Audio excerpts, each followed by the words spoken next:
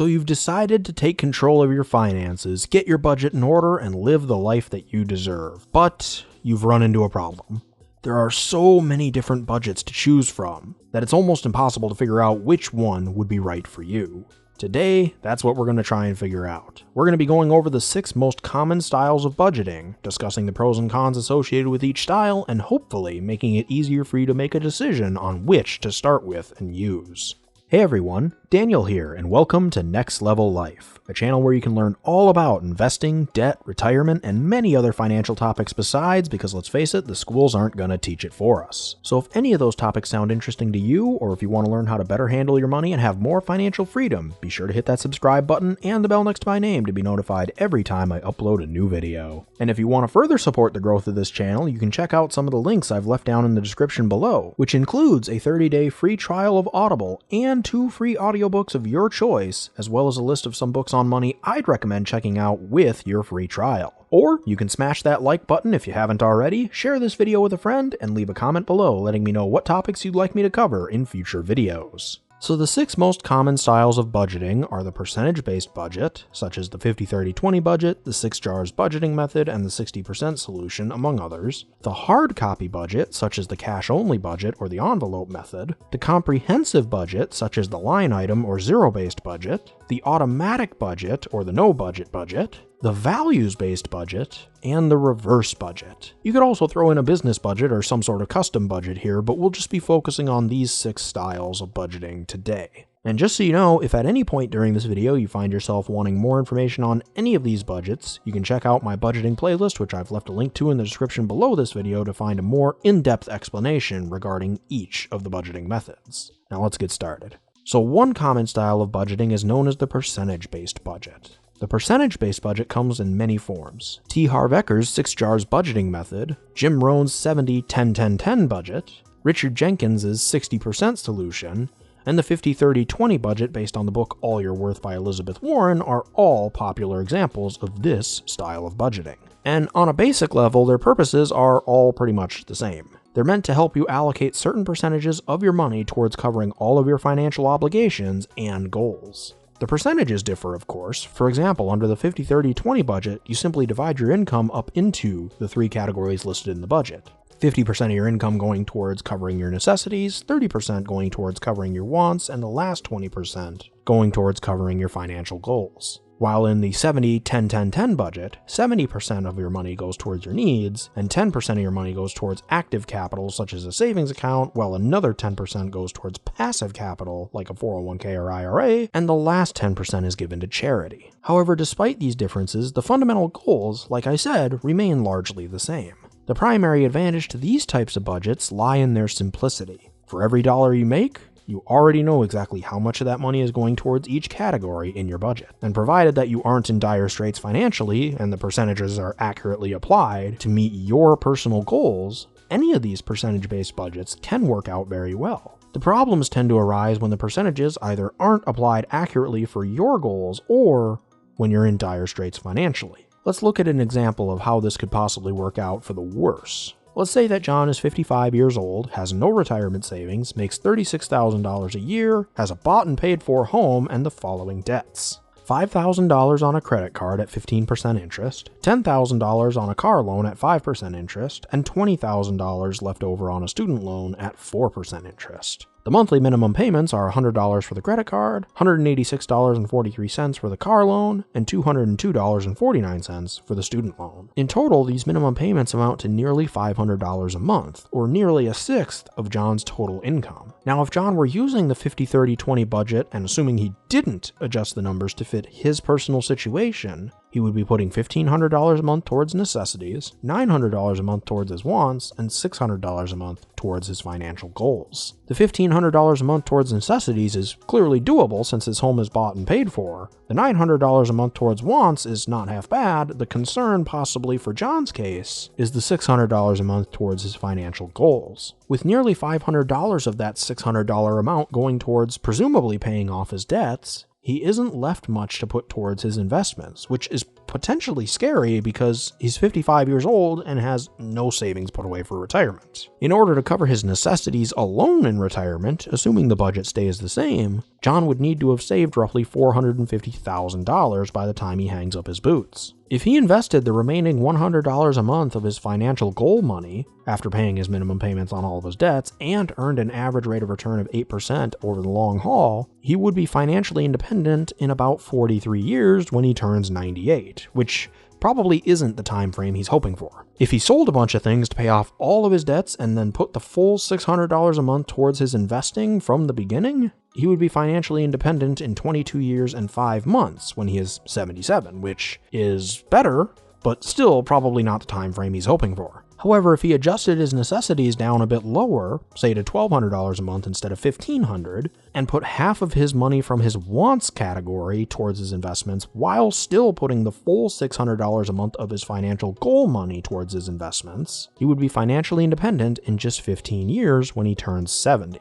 And this is assuming that he earns nothing from Social Security, of course. If he did, that would lower his, for lack of a better phrase, out-of-pocket costs in retirement, and thus make it a little bit easier for him to become financially independent by the time he wants to make that transition. But, as you can see, depending on what other factors there are with John's financial situation, he may want to consider paying off those debts and adjusting some of those figures between now and retirement so that he can support himself when he leaves the workforce. A second common style of budgeting is the hard copy budget. The most popular version of this budget is the envelope or cash-only budget. The primary purpose of this budget, and its biggest strength, is ensuring that you never live on more than you make, and that you can control your spending, particularly in areas of the budget that are often budget-breaking. After all, if you're truly using a cash-only budget, you simply can't spend cash that isn't there. And as a result, you're going to have a much harder time going into debt. To set up this budget, you simply label a bunch of envelopes with names of various things you spend money on, such as groceries, restaurants and eating out, entertainment, gas, clothing, and so on. Figure out how much you want to spend in each of those categories and write it down on the envelope, and fill those envelopes with the appropriate amounts when you get paid. A couple of things that I should note here is that if you get paid twice a month, you may only be able to put half of the amount that you wrote on the envelope in there. And that's fine. Also, most of the time people using this budget don't actually have envelopes for things like mortgage payments, insurance premiums, or cell phone bills because those expenses are usually more stable and predictable. But you certainly can have envelopes for them if you want. And I should clarify that while it's okay to adjust your budget amounts for each envelope as you're going along, because you're not going to get it perfect right off the bat, almost nobody does, the key is to make sure that you don't start taking money out of the food envelope in order to buy that nice pair of jeans that you saw, because then you're going to run out of food money.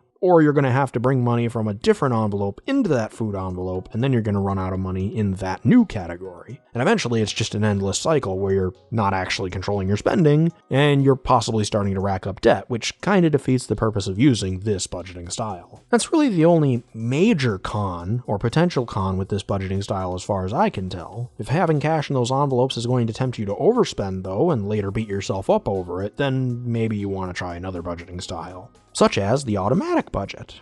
A third common style of budgeting is the automatic budget, sometimes known as the no-budget budget. The purpose of this budgeting style is to automatically make as many of your financial decisions for you as humanly possible, in order to give you the least amount of possible opportunities to be your own worst enemy and break your own budget. This is done by setting up automatic payments for things like your mortgage, rent, cell phone bill, savings, retirement contributions, and anything else that you can possibly automate. Remember, if you never actually see the money, it's a lot less likely that you're going to spend it on things that it wasn't meant to be spent on. The nice thing about this style of budgeting is that once it's been properly set up, you know whatever money is left over is yours to spend on whatever you want, guilt-free. In a way, this style of budgeting is sort of like the hard copy budget on steroids because it takes the biggest potential con with that budgeting style and makes sure that it is much less likely to happen.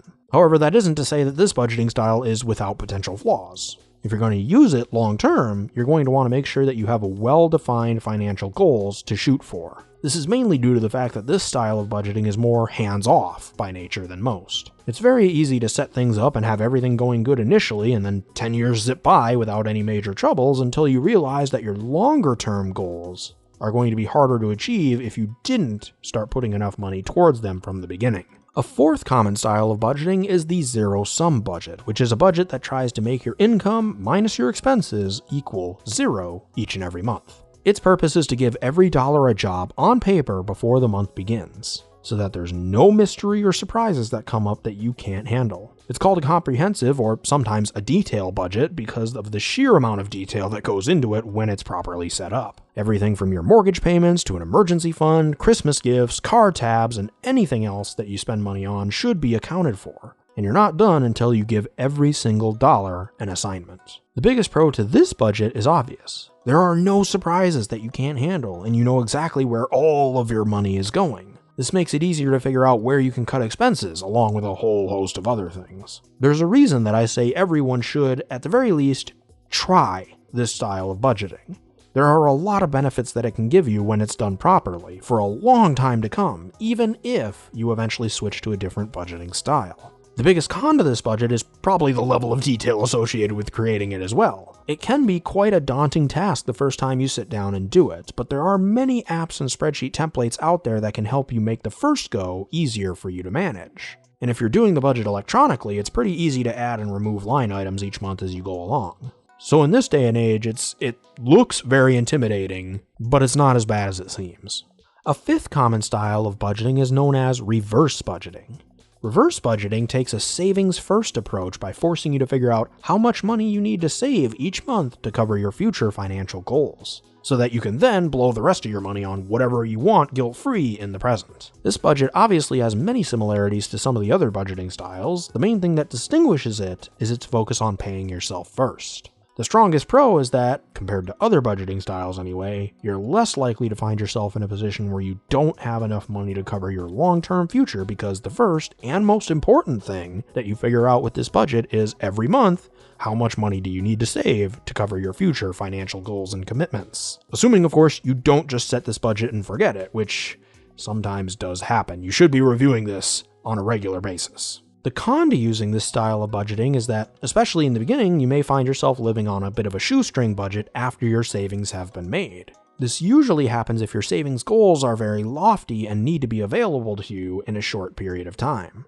or because you simply aren't making much money. Thankfully, though, what this can do for you is get you to focus on ways of improving your offensive strategy financially, so that you can earn more money and improve your standard of living, while still saving enough money to cover your future financial goals. So depending on how you look at this, it may or may not be a major con long term. It may actually be one of the nicest things budgeting has ever helped you do. A sixth common style of budgeting is known as values-based budgeting. I covered this last week, and it's set up in a very similar way to a zero-sum budget, except with the primary goal being to direct the majority of your spending towards the things you actually care about. As a result, if done properly anyway, it is very good at helping you cut unnecessary and unwanted costs out of your budget while simultaneously increasing your enjoyment in regards to the money that you do spend, and having a probable positive effect on your general mood and happiness outside of the times when you're actively spending money or working on your budget. Now, I should mention that while you will likely waste less money using this budget, at least in comparison to a less detailed budget like percentage-based budgets, that doesn't always mean that you'll technically spend less each month, although you might if you value saving and investing for your future very highly. In some cases, though, you'll likely just be spending more money on the things you actually care about and less money on the things you don't, but they kind of balance each other out. This is because when using this budget, you force yourself to look at all of your expenses and figure out which ones are worth spending money on in the first place. If they are, then you can continue spending money on that item. You can also take this one step further and figure out if you can find a way to spend less on that thing without lowering your enjoyment of it. And it's highly recommended that you do that because, again, we don't want to waste money here. If for no other reason, then it means we have less to do the other things we want to do, but you're still spending the money.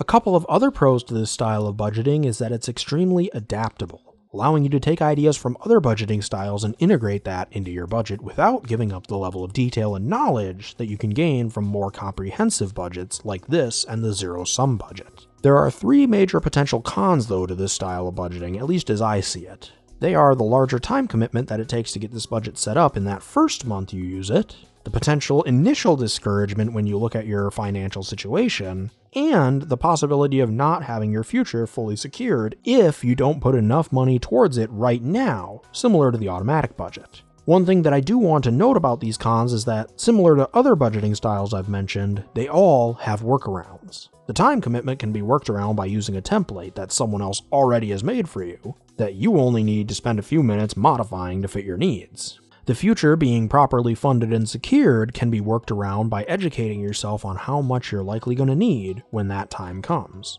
and working backwards to figure out how much needs to be saved in order to meet that goal. Essentially taking the main idea from the reverse budget and using it as part of your budget here. And the potential, and I want to stress potential, initial discouragement that you may experience if you find you don't have enough money left over every month to tackle all the things you want to do can be worked around by taking advantage of opportunities that are already there for you. Whether that's by paying down your debts, if you have them, so that more of your money is staying in your pocket instead of going into someone else's pocket every month, or getting a part-time job, investing, starting a side hustle, anything to earn some extra income, whether actively, passively, or ideally both, and finding ways to get what you want to get out of the things you want to have, do, and be in an even more cost-effective way.